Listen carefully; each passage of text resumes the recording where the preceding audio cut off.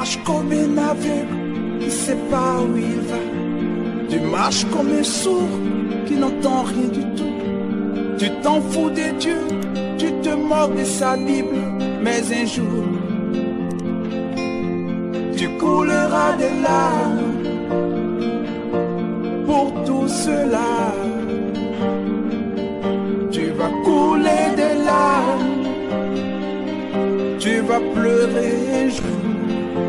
Dis-moi si tu mourrais ce soir, mais que diras-tu à Dieu si tu mourrais demain? Bien-aimés dans le Seigneur, bonjour, bonsoir, selon les différentes heures que vous êtes en train de nous suivre présentement. Alors, c'est toujours moi, votre humble serviteur, le docteur Véracité KTN, et que le Seigneur vous bénisse et qu'il bénisse également ce moment que nous allons passer ensemble pour répondre à cette question importante pour ce temps de la fin qui reste à l'Église du Seigneur Jésus-Christ de passer sur cette terre.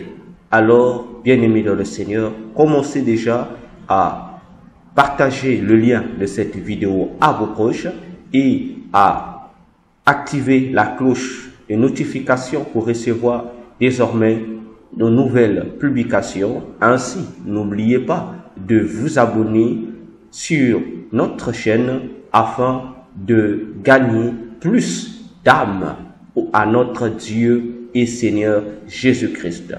Ainsi, bien-aimés dans le Seigneur, chers abonnés YouTube, prenez note, prêtez-moi s'il vous plaît votre attention. Nous allons ensemble avec vous répondre encore à cette merveilleuse question afin que le corps du Christ soit édifié. Alors, suivons la question, soyons attentifs. Et la question d'aujourd'hui, la préoccupation qui nous interpelle aujourd'hui, qui m'a été également soumise, est celle-ci. Dans Apocalypse 7, le verset 14, vers la dernière phrase, il est dit ceci. Et les ans blanchis dans le sang de l'agneau, c'est-à-dire que les gens qui étaient convertis là, au ciel, lorsqu'ils sont arrivés au ciel, ils ont pris leurs robes et ils ont plongé leurs vêtements dans le sang de l'agneau, c'est-à-dire dans le sang de Jésus, et leur vêtement est devenu blanc. Alors, la question est de savoir, la première question à ce sujet qui m'a été posée est de savoir si le sang de Jésus était-il rouge ou bien blanc. Alors, à cette question, la première question concernant la couleur du sang de Jésus, je voudrais y répondre. Alors, nous devons connaître une chose et ne jamais l'oublier, que la question des couleurs dans le monde spirituel a des significations. Ainsi, dans le royaume de Satan, les significations sur les couleurs diffèrent largement de celles du royaume de Dieu. Ainsi, lorsque nous lisons Apocalypse 7, le verset 14, c'est un événement qui va s'accomplir dans les temps futurs, précisément après l'enlèvement de l'Église, particulièrement pendant la période dite de la grande tribulation. Ainsi, les personnes décrites dans Apocalypse 7, 14 sont les saints en Christ qui mourront par persécution de l'Antichrist et qui vont se retrouver dans le royaume des cieux. Et là, dans le royaume des cieux, on leur donne un vêtement blanchi par le sang de Jésus. Alors, la couleur blanche au ciel a une signification fondamentale. Le sang de Jésus n'est pas blanc. Le sang de Jésus a la couleur rouge. Je répète, le sang de Jésus n'est pas blanc, mais il a la couleur rouge. Ainsi, pourquoi donc, lorsque on blanchit nos vêtements spirituels dans ce sang, au lieu que ce vêtement ressorte imbibé de la couleur du sang, la couleur rouge, ce vêtement a plutôt une couleur blanche? Eh bien, c'est simplement parce que la couleur blanche, c'est la couleur qui exprime l'une des vertus de la nature de Dieu.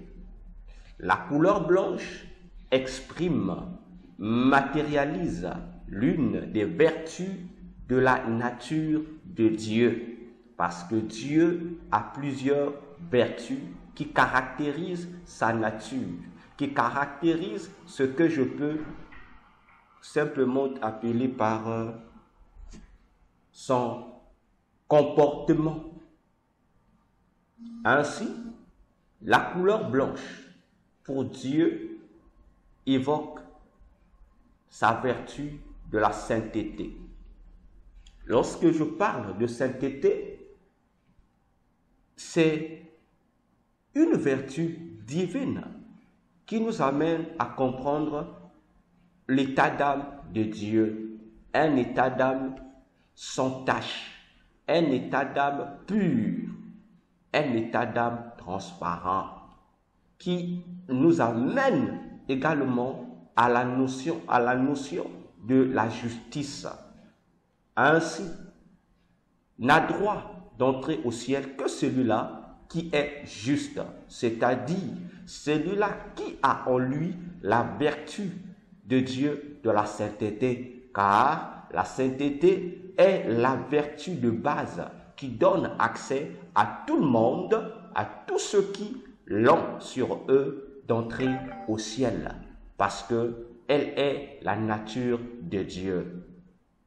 Rappelez-vous d'une chose, lors de la transfiguration de Jésus, vous pouvez lire dans Matthieu 17, la Bible déclare que Jésus, ses vêtements et lui-même sont devenus blancs comme la lumière du soleil. Et on détermine cette lumière du soleil, on dit c'était blanc, une couleur blanche. Ah, mais pourquoi Jésus s'est-il illuminé ainsi? Simplement parce que la Bible dit Dieu est lumière. Or, la lumière a la couleur blanche. Ainsi, celui qui se convertit, qui accepte Jésus comme Seigneur et Sauveur, il effectue un passage de la mort à la vie. Et ce passage de la mort à la vie est réalisé par l'opération du lavement de nos péchés. Ainsi, nous devons le savoir que chaque être humain, lorsqu'il naît sur la terre, il a un vêtement spirituel sur lui. Et lorsque le péché commence à être compté dans les cieux, ce vêtement se salit. Et ce vêtement primaire, quand tout le monde, c'est un vêtement blanc, spirituellement parlant. C'est pourquoi, lorsque nous vivons dans le péché, ce vêtement se salit.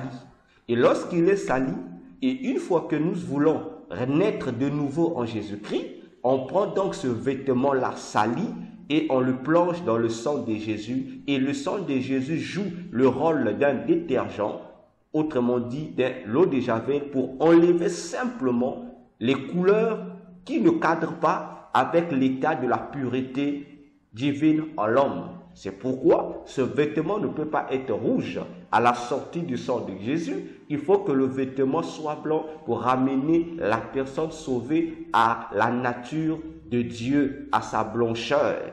Rappelez-vous que Dieu a créé l'homme à son image et à sa ressemblance. C'est pourquoi il y a la blancheur. Je vais encore aller plus loin. En 2019, en octobre, j'ai eu une vision en pleine culte. J'ai vu Dieu assis sur un trône et autour de Dieu, je crois à sa droite, il y avait une mer, mais qui avait la couleur rouge, c'était le sang. Ainsi, j'ai vu quelqu'un qui demandait pardon à Dieu et j'ai vu la main de Dieu retirer sur la personne l'âme de la personne, mais cette âme de la personne avait la couleur d'un sachet d'emballage. Vous voyez, je ne sais pas si en Europe il y en a, c'est ainsi aussi. Dans les pressings, il y a de plastique, il y a un sachet avec lequel on emballe les vêtements. Vous voyez la couleur du sachet là? C'est la couleur qu'avait la même nature qu'à l'âme d'une personne. Ainsi, la personne là, ce sachet-là était sali. Il y avait des taches noires. Alors, Dieu a retiré ça de la personne. Et Dieu a plongé ça dans cette mer de sang. Et lorsque Dieu a retiré l'âme de la personne, cette eau de sang, la personne n'est pas devenue rouge sang, mais la personne a repris son état de transparence normale et Dieu a remis là dans le corps de la personne. Voyez-vous, ça veut dire, sur le corps de l'homme, il y a des pores. Donc, en prenant la peau de l'animal et en donnant ça à l'homme comme vêtement, Dieu était non seulement en train de couvrir la nudité physique d'Adam et Ève, mais également leur nudité spirituelle.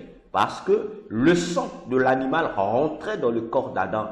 Pourquoi faire? C'est pour aller réanimer plutôt l'âme de l'homme qui était mort. Parce que Dieu avait dit à l'homme, le jour où tu mangeras le fruit interdit, tu mourras. Répondu à cette première question, pendant la couleur du sang de Jésus. Et voilà, bien-aimés dans le Seigneur, c'est ici que se termine notre émission d'aujourd'hui. Ainsi, nous rappelons encore, n'oubliez pas de vous abonner sur notre chaîne.